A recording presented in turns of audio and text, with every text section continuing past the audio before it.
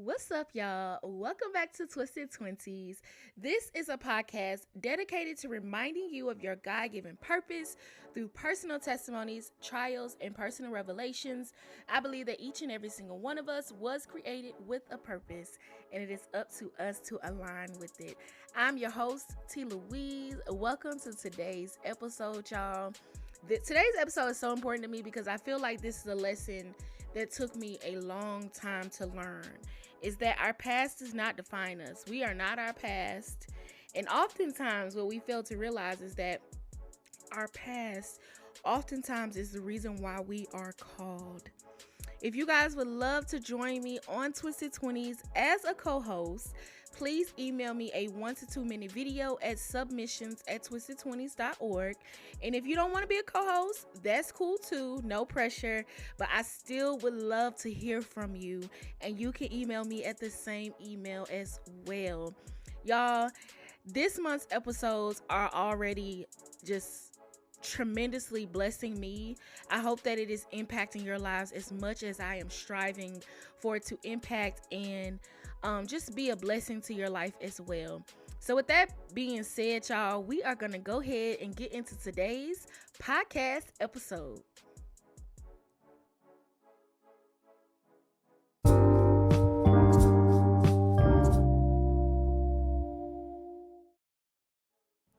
All right, y'all. So like I said in my intro, this lesson that we are not our past does not define us, is a lesson it took me a long time to learn.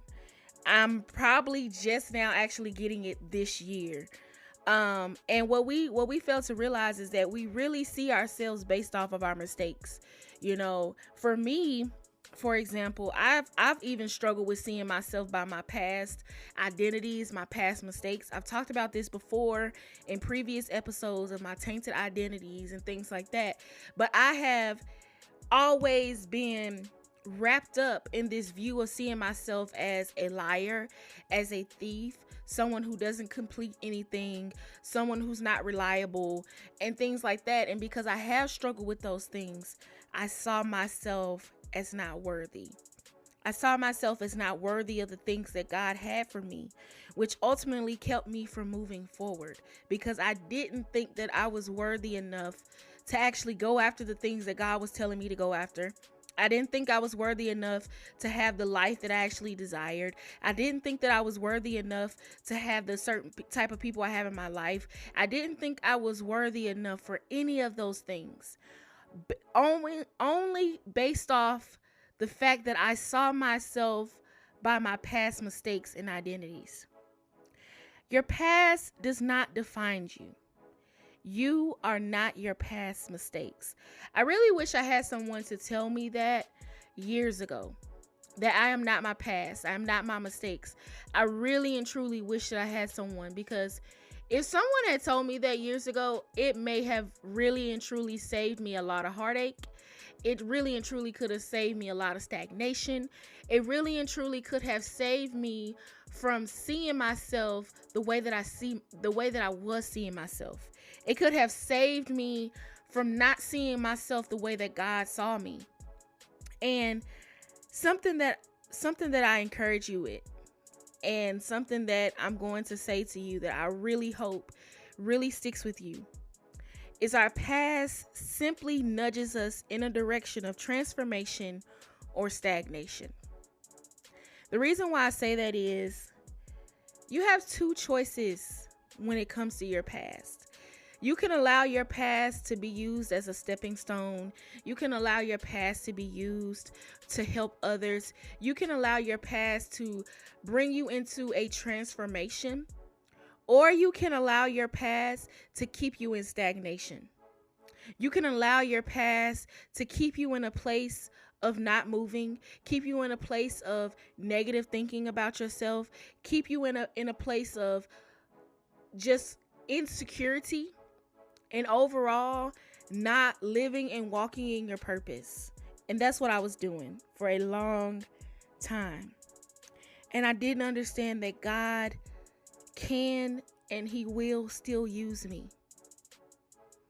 Even even if my past is ugly, even if I used to be a thief, y'all, I got stories for y'all. Let me tell y'all.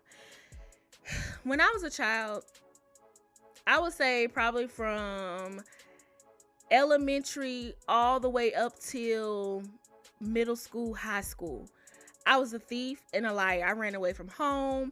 I would steal from my mama. I would lie to my mama. And I ain't talking about no like small lies. I'm talking about like lies, like huge lies. How on earth I was coming up with these lies, I will never know. My mama used to tell me all the time, she was like, you need to stop lying, because when you lie, you have to tell another lie to cover up that lie. Then you got to tell another lie to cover up that lie. And sooner or later, you're going to forget what lie you told. And my mama was not lying about that. Okay? I was forgetting my lies. I really was. That's how I was getting caught up, because I was lying and couldn't remember what I told, what lie I told before. So, and I felt so shameful. And especially after my mom passed. Like, after my mom passed, y'all, I felt horrible. Like, horrible. I felt so bad. I was like, now my mom is gone, like forever gone. And I felt all this shame and guilt for the things that I did to her in childhood. I would steal from my mom. I would lie to my mom. I ran away from home on several occasions. And honestly, I can't even tell you why I ran away from home. I remember one time, okay, it's funny now, but it wasn't funny then. I ran away from home. Me and my mama was doing fine. Okay, we was doing good. I ran away from home. I was like, I'm going to my granny house.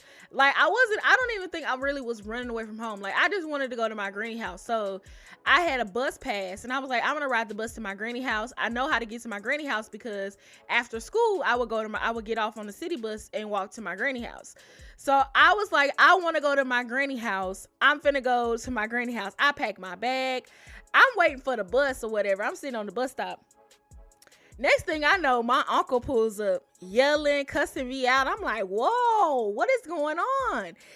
There's a police officer on the corner. He had pulled somebody over, so he sees my uncle like yelling at me, getting all up in my face.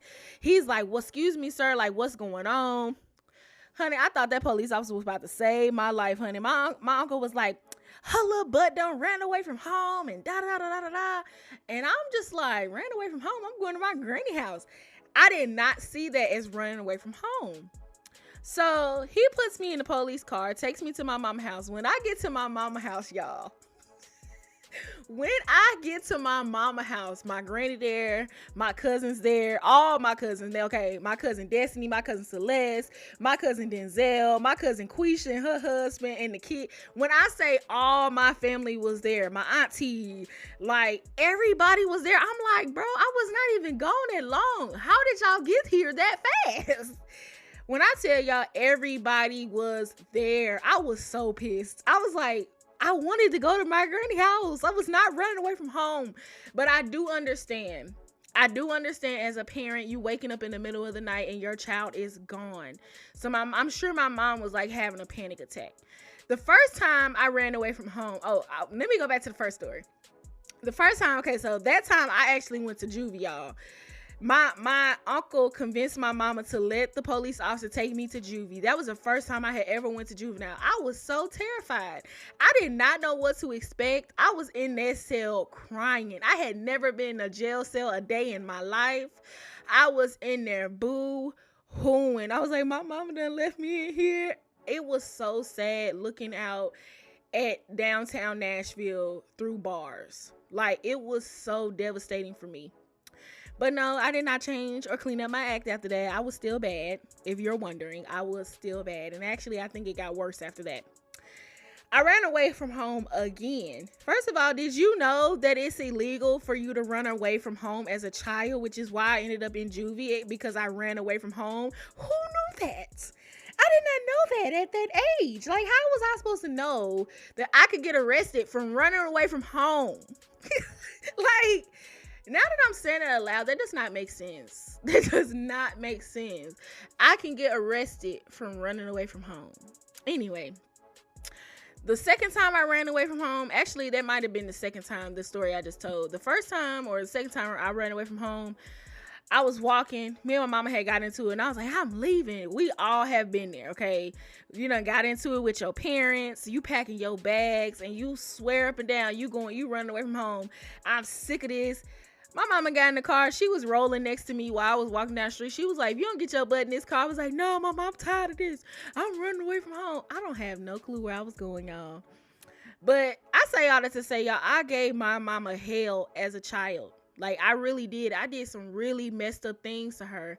And I'm not going to, like, fully go into detail about everything I did. But I did some things that I just thought that was just unforgivable. I did things that I just was so ashamed of. And I just felt so guilty. And after she passed away, that all that guilt and shame, it was like it just packed on me like 10 times worse than what I had already felt. And it took me so long to understand that I am not my past mistakes.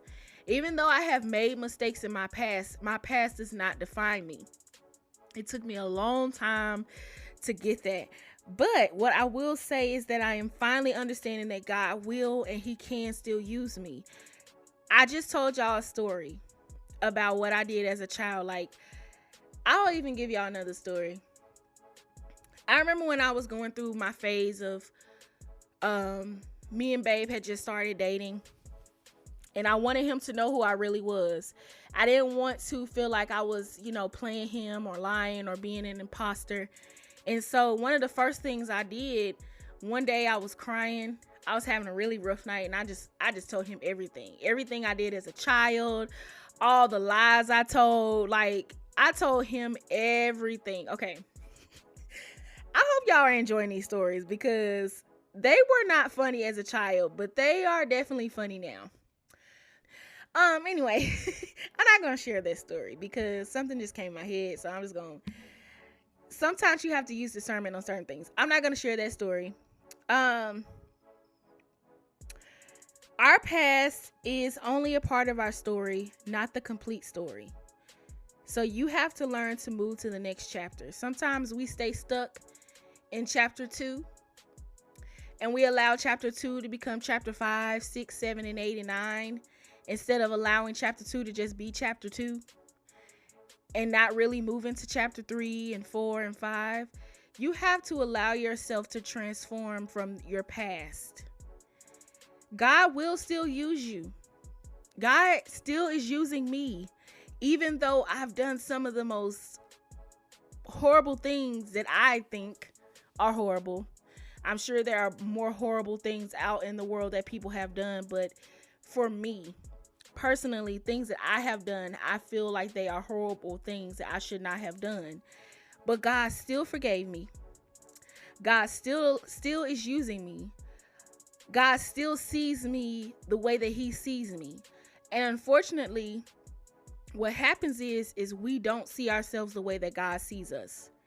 That is something that I'm constantly asking for, is for God to continue to just keep showing me and helping me to see myself the way that he does. It is so important that we see ourselves that way, because when we do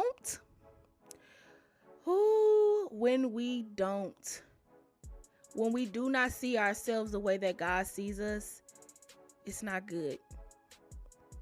We will always see ourselves by our past mistakes. We will always see ourselves by our insecurities. We will always see ourselves by what someone else has said about us, how somebody else sees us, ugly, fat, too skinny, bony, overweight. We will always see ourselves that way. And then we start to form our identities based on those things, when in reality, that's not even who we are. And that's not how God sees us, and that's not how we should see ourselves. I have a prayer for you guys today.